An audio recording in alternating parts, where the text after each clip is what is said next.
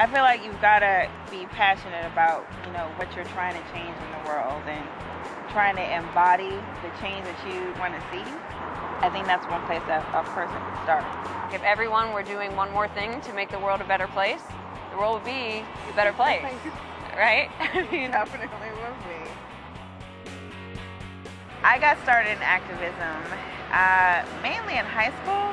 We did a student walkout to the administration building, and it was a pretty big deal. We got in the paper, and we were able to keep the teachers from getting fired.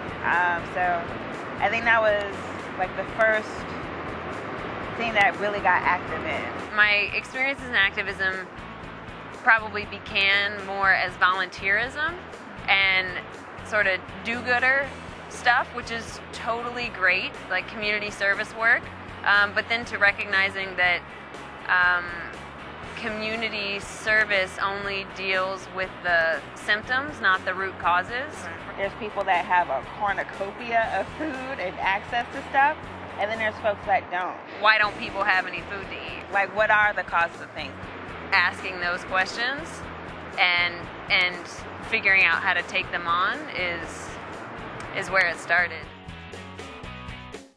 If there's something that you're pissed off about, you want to find out more information, it's definitely out there somewhere on the internet. And I think that's a great resource that people could go to educate themselves about the issue and to also educate themselves about what's happening in their community around that issue or around other things that might be going on. There's a lot of organizations out there that are doing this type of work, and so you don't have to reinvent the wheel. It's like you've got to find other people who share similar values, link up with them, and create the type of change that you're seeking to create.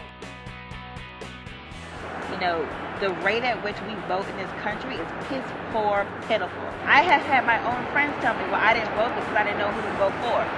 Whose fault is that? Whose fault is that? That's your fault. It's not that this information wasn't available to you. You just didn't make time to go find out. You didn't make time to find out because it wasn't important to you. Why wasn't it important to you? And that's a question that a lot of people need to start asking.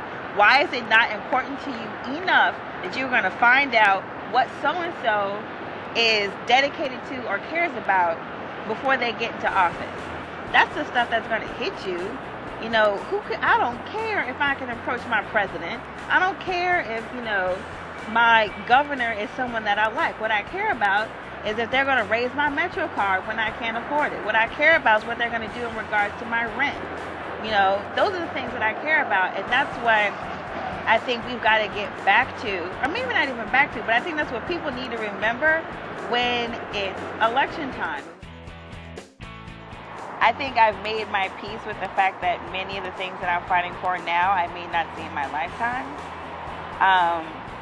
but that I'm still part of the change and I'm still part of that work and kind of laying the groundwork.